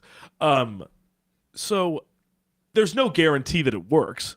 I seem to recall a team that we were just discussing, my New York Jets, signing a veteran quarterback. They did not win the Super Bowl. Yeah. If you'll recall. They did not. They did not. I like this Falcons roster more than I like that Jets roster. No, I agree. And I like Raheem Morris way more than I like Robert Saleh. I'm not inspired by Robert Saleh in the slightest. But I mean that to say that, like, of course there are probably two ends of each pole here, where it's like, it can definitely lead you to the promised land, but it could also backfire spectacularly. Yes. But I think that when you make the gamble. I think so. I mean, look, and there's all this talk about how Arthur Blank is like older and he just desperately wants his Falcons to win the Super Bowl. He, unlike Jerry Jones, actually seems to really want to be win all the Super Bowl. in. Yes. So he's making this. I just think it's very risky. Totally, I agree. But I 100% see it from Kirk's perspective. And I do see, I see it from the Vikings' perspective too. I'll be excited though to see Kirk as kind of the like steward of this offense in a Ram-style scheme with all of these really explosive young talents. Totally. That have been totally obviously marginalized by having like Desmond Ridder and Taylor Heineke to throw to them for the last like 2 years. Stevie Wonder writes in, as an LSU fan, I love Jayden, but he's a little skinny, and he did have 2 of the top 5 out of 7 receivers in the college game this year, which are all valid concerns. 5 or 7, I think you meant to say. I think that's definitely a huge part of it. I'm trying to learn from my past mistake of, I never thought like Lamar Jackson should be a wide receiver ever. That was such a racist fucking bullshit. But I was. We knew what was behind that. But I was concerned about his size in the draft, and remember being like, "Oh man, this would freak me out." And then that's maybe where I, as like a whatever, like a someone who tries to cosplay as a somebody who can like guess how these guys are gonna pan out. That's what I miss. So I'm trying not to miss that with Jayden Daniels. But I would be lying to you if I said that wasn't also my assessment a little bit as well. Like, my personal rankings, if I were to just off the top of my head, the guys that I like the most from what I've seen, I mean, Caleb Williams 1. Michael Penix 2. Like, I know I'm such a sucker for an incredible thrower of the football. Yeah. I mean, I think he'll go later in the first round, but I love Michael Penix, and I also believe in him as a person. I think it's a similar thing I was saying with Caleb Williams, which is like, if there can be a little bit of coaching with him, if he's in the right situation to regulate some of like the kind of like, hero ball aspects, he's gonna be really good if he can stay healthy. And if he can stay healthy, exactly. I mean, then the other thing is, like, I'm kind of contradicting myself because Penix has had so many injury problems, and he's not. Like, he is thinner in frame than I think people realize looking on TV. Like, he's a bit more fragile than I think. But I love Penix's game, and I'm starting to be a McCarthyite. He is 6'3", though, Penix, which I think is also helpful, that at least he is a little taller. And that's the thing. That's the weird thing about Daniels is he's tall and thin. Yes. But the thing, what I also find interesting with Daniels, and I think my biggest concern with him beyond anything of like, it's so clear how talented he is and how athletic he is. He just has like the one thing I think always certain quarterbacks, I'm looking at Will Levis here, need to learn this when they get to the college game. Also looking at Josh Allen here, is that you need to have like regard for your body, no matter how much you want a yard or two. Because like there are plays where in this last season where Daniels will leap like 5 feet into the air and get helicoptered by 2 guys to get like 3 yards, and I'm like, oh my god, just throw the ball away. like slide, sit down, do anything except that. Don't put your body through that. I know, and you need good coaching for that. But my point is just like, if I had a board, right, like Jayden Daniels' measurables would freak me out. I like guys that are thicker and taller and have more muscle on them. So I'm also contradicting myself with JJ McCarthy. But you would be shocked. JJ McCarthy actually weighs more than I thought he did, and he looked thicker at the combine than he did in college. He's only 21. That's why people are kind of into the JJ McCarthy thing, because they see he's a good athlete. He's a strong arm. He can improvise. He's confident. And yeah, I just think that if he sits for a year, JJ McCarthy could be a guy that grows into his body. And I think that's what NFL evaluators are seeing. He's also had some crazy I think I underestimated how good he is out of structure, because he also threw the ball so few times because Harbaugh just ran the ball all the time. Yeah, the bread and butter of the Michigan offense. Yes, for sure. yes. And McCarthy has a few like accuracy or a few kind of like decision making issues, but I don't think that completely masks his talent, because there are a few plays. There was one throw he got off either in the semifinals or in the college or in the final where he was essentially almost like parallel with the ground, like his back was almost parallel with the ground getting tackled, and he just ripped a pass to somebody. And I'm like, that's really high level, just not only like awareness but athleticism to even do that. Like that's why you're hearing so much, but McCarthy will not get past the Giants at 6. I'm telling people now. I think he's going to the Vikings, or don't be shocked if he gets taken over Drake May. Like, no, based on what people are saying. I think it's definitely possible. Because I don't watch film like that, but apparently Drake May is just not that consistent technically and made some bad decisions. Doesn't seem like that's the case with JJ McCarthy. So I would not be shocked if McCarthy's the 3rd quarterback off the board. May is super, super, in my view, like prototypical in like he's in the mold of like a Trevor Lawrence, Herbert-esque, like movement is not what he's going to immediately. He's a stand-up in the pocket guy, accurate passer, good arm. But as you said, I think certain things like where you can't sort of bail out to use your athleticism, like he doesn't have that as much. Where like, Penix can do that. Daniels can do that. McCarthy can do that. Yeah. I mean, I don't know if I would say I think the best athletes in the class are Caleb Williams, Jayden Daniels, obviously, and JJ McCarthy. Yeah. Like, and then I think it's kind of a bit of a separation. I don't think... yes, McCarthy over Penix in terms of like... yeah. Penix structure ability, scramble ability. Yeah. Penix is more of a Penix is a cannon. Penix has a cannon. Penix is like an old school passer. He can scramble a little, but he's ripping the ball. Yeah. That's like what you do. Yeah, totally. That's a good point. So it'll be very interesting. I'm super curious how many quarterbacks go in the first round. I'm very anxious about the whole situation. I understand. I mean, it's just like I think my Giants are taking a quarterback, and that's the kind of thing when I see the Vikings kind of getting assets together like that, it scares me. It scares me because I don't want them to get scooped, and I actually kind of trust this Vikings front office. So, woof. It's fun. It's funny that in this Vikings Giants potential, struggle for this potential, rookie quarterback.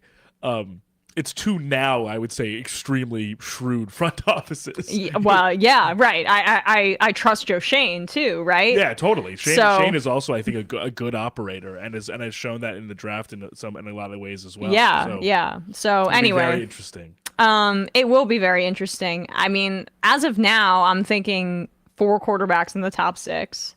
Mm-hmm. Someone either the Patriots taking someone or trading with the Patriots. For sure a trade. And I think it's going to be Marvin Harrison and Malik Neighbors. I mean, the Chargers are not trading down, and they are going to take a receiver. I'm telling you now.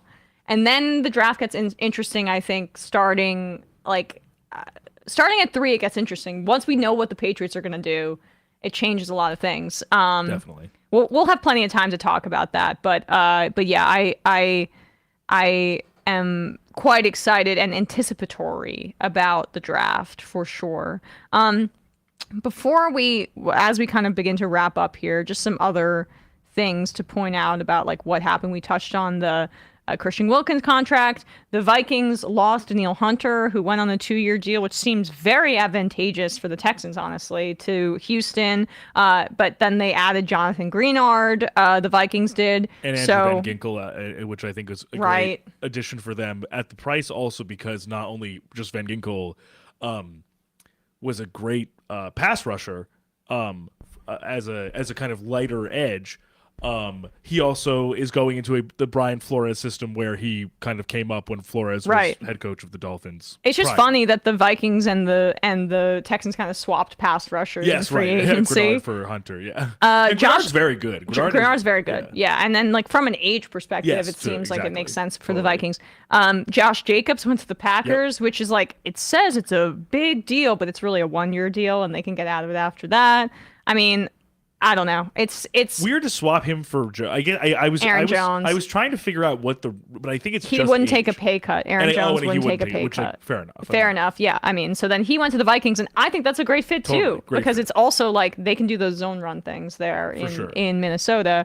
I think the Texans overall had a fantastic offseason. Yes. Unfortunately, the stupid ass Eagles had a very good signing when they got Bryce Huff, which what the hell was Joe Douglas doing, letting him walk into free agency? Well, my only thing is I adore Bryce Huff, but he is getting paid like number one pass rusher money. And he hasn't ever played the requisite snaps to constitute what a down in, down out guy who in terms of that type of money will be getting paid. But the Eagles don't believe in that. They have a million pass. None of those guys play a ton of snaps because they're always rotating pass rushers. But I guess I'm curious how it's going to manifest now that it's like you have.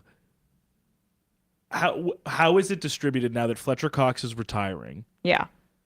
Jordan Davis was kind of disappointing last season. Yep. There wasn't a huge presence from Nolan Smith throughout the whole season. He had some flashes, but not that many. Javon Hargrave is gone. And I guess I'm just curious how that will pan out, the distribution, and if Huff can just live up to that he's a phenomenal player. He's incredibly athletically gifted.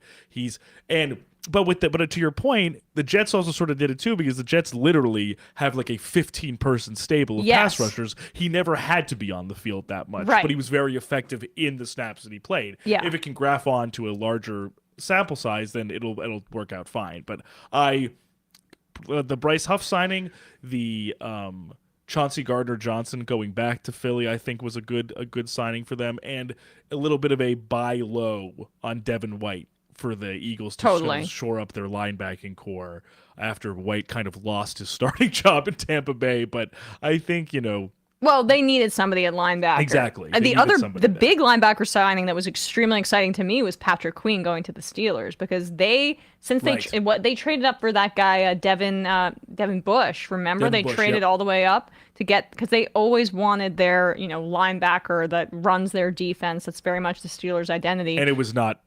It was a bit of a bust. Yeah, Bush, and now that Patrick Queen had a slower start to his career. He was a young player, but now he's kind of coming into his own, especially because Roquan Smith was so playing alongside him. Really, I think elevated his game, and now he can do the Roquan role if he can step up to it with the Steelers. That's what I'm curious about, because the Steelers have a Landon Roberts, who is another linebacker who's kind of similar in profile, not as much pedigree as Patrick Queen, just in terms of very kind of downhill, nose for the ball, trying to kick the quarterback's ass type of mentality. But as you said, if maybe perhaps Queen can kind of take that next step in his progress, he, as you said, can sort of walk into the Roquan aspect and let Landon Roberts be sort of the thumper guy, as opposed to having them do the same thing. He sort of being the green dot. Right. And then speaking of the Eagles being great at unfortunately Howie Roseman proving every year why he's the best executive in the league, CJ Gardner-Johnson came back from the Lions and ended up signing a deal, which I think that they were more cap strapped last year. They wanted to keep him and it didn't work. But CJ Gardner-Johnson, that defense lost a lot of people, the leaders on that team. So him, and they've lost leaders to retirement, obviously, with Kelsey. So big deal. CGJ is a great player, but he's also just in terms of attitude, I think a good guy to come back and set the tone. Yes, agreed. My favorite under the radar signing was the Lions signing DJ Reader. Yes, very good. Exactly what they needed. A run-stopping guy in the middle of that defensive line because they struggled so much with that last year, and they can play with it in the draft too. But now they get to have a really, really solid player at that position. There was something sound about how the line looked with Aiden Hutchinson and Ayla McNeil coming on, but it's so much more supercharged now that they have a DJ Reader presence in that group. Yes, it's just way less put on those two guys as opposed to what it was like last year. So I think awesome signing, and also much more of a value than what the Raiders shelled out for Christian Wilkins, for example. That's I think a good comparison, which is the Lions got DJ Reader, which maybe he's not potentially as good or as young as Wilkins, but maybe not as much money, and I think potentially for the fit of what they need, it makes a lot of sense. Totally. Derrick Henry to the Ravens. How could we forget? That's so good. That's good. That's so awesome. And I saw his press conference. He's was wearing the same suit he wore to his grandmother's funeral. Purple was her favorite color. I mean, I know that kind of soppy stuff doesn't work on me for the most part, or sappy stuff. I'm pretty taken by Derrick Henry. But Derrick Henry is so great. I just love him. When Derrick says, he just seems like the best person. Such a sweet, great guy. In his post-game press conference after he knew it was probably the last game he was playing as a Titan, he shouted out one of the cafeteria workers by name, by his first name. He was like, "Thank you for getting me all those avocados." I was like, dude, that's crazy. Some guys don't even thank their agent. Yes. And once they do that, he's going down the hole. He's the best. I mean, he's the best.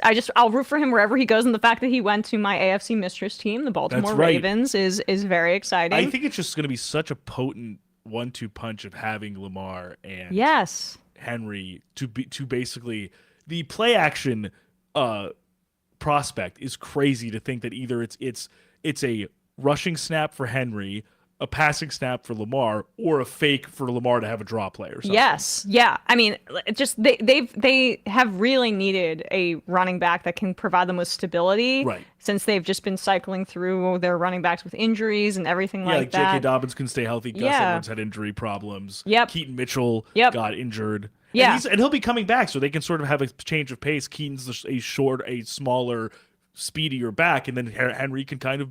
Henry's Mr. Reliable, and he can be behind that big-ass offensive line at the goal line, and it can be who's going to take it in? Lamar? Right.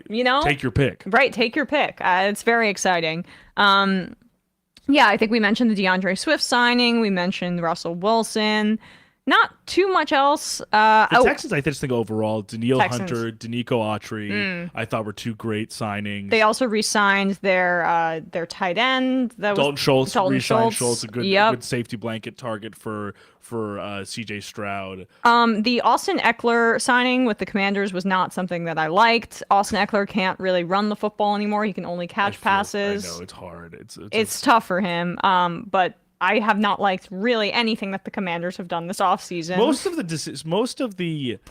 It's interesting because I like a lot of what's already on the team. On offense. I like Jahan Dotson. I like Terry McLaurin. I think their offensive line could probably be better than it was last year with who they have and who they've signed. They've just done a few at the margins, like Nick Allegretti from the Chiefs. Not big name guys, just shoring it up. Totally. But why did they not re-sign Curtis Samuel? That's what I'm saying. Though, it's something like that. In the Eckler signing is just it's a head scratcher to me.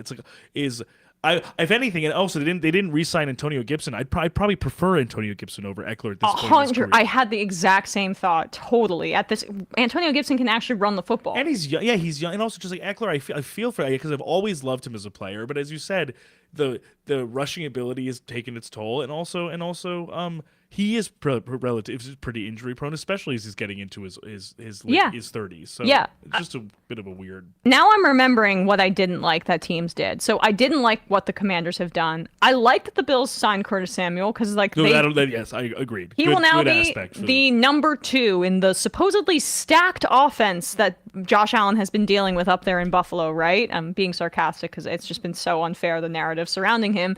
Gabe Davis went to Jacksonville. Well, I hate the Jags offseason entirely. Exactly. So that was my other big one where I was like, oh my God, every single thing is so bad. Except for the Eric Armstead signing, which I actually think is good. Everything else has been bad. Everything has been horrible. They clearly were not serious about keeping Calvin Ridley. I mean, Calvin Ridley, I didn't realize is almost 30 years old. But it's insane to me. I'm like, I don't know.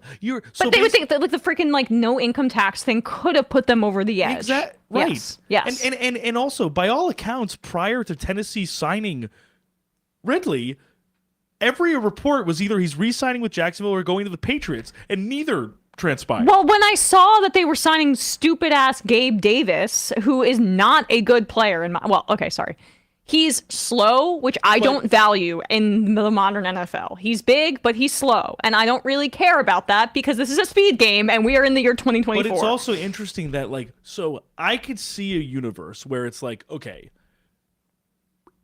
pre-Calvin Ridley news, you see, okay, let's operate on the assumption that it might be Trevor,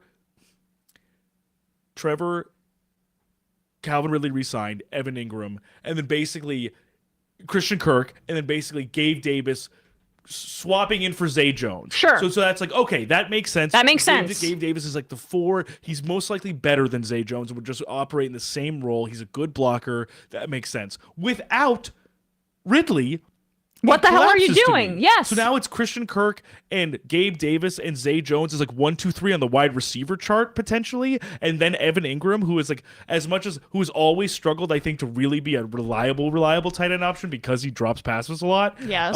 And he doesn't block well. So. And is not a great blocker. So it's like, for that to be sort of the takeaway after last season's series of sputters and kind of like false progress and an actual decline, it's just baffling to me. Like if I was the Jaguars, I'd really make it an extreme priority to not let my number 1 wide receiver option, who had developed very good chemistry with his quarterback, go somewhere else. It was odd. Look, and I think he was a little inconsistent last year, but he had his career derailed by a bad decision that he made, but that he made amends for and addressed pretty much head on, and he had some mental health issues. Like, God forbid freaking Calvin Ridley be a human being. That was odd. Trent Baalke, horrible. I don't know. So talk about bad one who got another job. He's the other one. He's the other one. That is a bad GM who got another job. I like that we both had the same thought there. It was like a light bulb. Yeah, right. Anyway, so God, I wonder if we're really forgetting anything. I mean, I touched on the Brian Burns thing. I loved that Brian Burns. I think it's a great move. I mean, Kayvon on one end, Brian Burns on the other, Sexy Dexy in the middle. I think it's a very complimentary suite of options on the defensive line. Absolutely. And I was a huge fan of Brian Burns. I wanted the Giants to take, when was the year that Brian Burns was drafted, actually? It was maybe 2019? Let me see. 2020? Yeah, he was taken in the 2019 NFL draft. That was the year that the Giants took Daniel Jones, basically, right? But I loved him in that draft. And the Giants, this is why, because the Giants had 2 first-round picks that year from the Odell trade, and I was hoping that they would take Brian Burns at 17. The Panthers took him the pick before at 16. Then the Giants took Dexter Lawrence, but like worked out pretty well. Damn. I mean, that was the thing. Gettleman was never a talent evaluator. He never had a problem, whatever. But evaluating high-end talent. But wow, that's so funny. Jeffrey Simmons was also taken 2 picks after that. So pretty good defensive tackle, first rounder, and Quinnen Williams. Bradley, that was the Quinnen Williams draft. It was. Okay, so Williams, Burns, and Lawrence, and who was the other one? And Jeffrey Simmons. I was excluding Burns from that, but in terms of like, but it's truly and like Christian Wilkins was in that draft too. So truly, like a lot of you like 2019 guys making bank now. Totally. In this draft. And Ed Oliver was also taken by the Bills, and that was kind of a miss. Although he's coming out a little stronger now, but not to the point of Dexter or Jeffrey or those totally. guys. Yeah. I was a big fan of Ed Oliver coming out, so I can't even take a victory lap on that. So yeah, that's basically it. Nothing else. I mean, we really covered that NFL free agency stuff pretty much. There was a lot to get into. There was a lot, and we missed a few weeks. So anyway, everyone who's still watching, please like the stream. Just like it. Like it now. Do it now. Why wouldn't you do it? Right now. Costs you no money. Do it right now. Costs you $0. All right. Really, really quickly before we head out, I just wanted to highlight this piece that Dave Zirin wrote. I sent it in Slack. If you can pull it up, Bradley, that would be great. Sorry, I didn't give you any notice. But, so, FIFA has come under a ton of criticism for many, many things. It's corruption, it's shady dealings, it's lack of respect for human rights. That culminated in much criticism ahead of the World Cup in Qatar, very much warranted. But the thing is that what hasn't gotten enough attention recently is the fact that they have refused to really speak out about Israel's attacks on and killing of one of their footballers. Let's scroll down a little bit. He refuses to call for a ceasefire. This is a really good piece here by Dave Zirin. FIFA's silence was especially disturbing in January when, amid the horrors of the Israel Defense Forces attacks, Palestine sent a team to the Asian Cup, where they did surprisingly well by making it to the quarterfinals. The team was a fan favorite and the subject of a great deal of media coverage, at least outside of the United States. The irony blares. Here's the Palestinian team, as Jules Boykoff pointed out to me, showing up for FIFA and playing in the tournament under extreme duress, and here is FIFA turning its back. Infantino's silence and venality is damning. He will stand up to the West for Qatar's billions, but not for a people in desperate need of courage and a voice. He's making that clear through his actions that FIFA will blah, blah, blah. This is the part that I wanted to get to. The price of FIFA's self-censorship came into focus this week after Israel killed star Palestinian national team member Mohammed Barakat. In a video widely seen over social media, Barakat filmed his last public words as he could hear Israeli airstrikes getting closer. He said, in part, "Perhaps life has ended, or perhaps there is still life ahead. And only the knower of the unseen, of the heavens and the earth determines this. So I ask for your forgiveness and your prayers. My mother, my father, my children, by Allah, you are dear to me and precious to me. I entrust you to Allah, whose trust is never lost. I conclude here your prayers. This is where I end." I've seen the video. His final words were, "This is where I end." Known as the Legend of Khan Yunis, the 39-year-old Barakat was the first player in the Gaza Palestinian League to score 100 goals. He also played for the Al-Wadat club in Jordan, as well as professionally in Saudi Arabia. None of that mattered as Israel hit Barakat's family's home on the first day of fasting during the Islamic holy month of Ramadan. According to the International Palestinian Football Association, Barakat is just one of hundreds of Palestinian players at all levels who have been killed by Israeli attacks. Israel even killed Hani al-Masdar, one of Palestine's greatest players and the manager of the Olympic team, in January, and yet FIFA said nothing. Perhaps that shouldn't be too surprising. No one should ever look to FIFA or Infantino for moral guidance, yet we still demand that FIFA speak out. FIFA represents the world's most popular sport and has a responsibility, as Infantino attempted to convey, to represent everybody. So that's an excerpt of what Dave had to write here. Yeah, the video is difficult. You can hear the bombs getting closer and closer before Israel finally ends up killing him in the midst of their genocide. And I just wanted to, I don't expect anything from FIFA. Our blatantly corrupt sporting organizations. I mean, our world has failed the Palestinian people in so many ways I can't even keep count. So this is really just to bear witness to the killing of this very talented player who did not deserve this, of course, and none of the now probably well north of 40,000 Palestinians who have been killed by Israel in their genocide. None of them deserve this either. But rest in power. Rest in power, Muhammad. We will always remember you, and I will always remember that video of you with your last words so calmly saying what you said, and then the legend of Khan Yunis. His play as well. I would encourage people to look it up. So anyway, with that, I say that sports are sometimes, for me, a reprieve from thinking about Gaza all the time, and I will continue to use the word genocide because that's what we're seeing. But we can't forget that the victims of genocide are also people who participate in these sports, and there's no escape for them. When something is so comprehensive like this campaign of violence, it consumes everything. Yep. Anyway, with that said, we love you all. We will see you on Monday. And thanks so much. And eventually I'm going to do a mock draft, and that will be very spicy. Oh, yes. Very excited for that. I sometimes do that myself, as a hobby, because that's just what psychos do. But anyway. I'll actually have fun with it. Maybe I'll do a little color coding or something like that. I'm expecting some color. Two or three cups of coffee and just go freaking nuts. Yeah.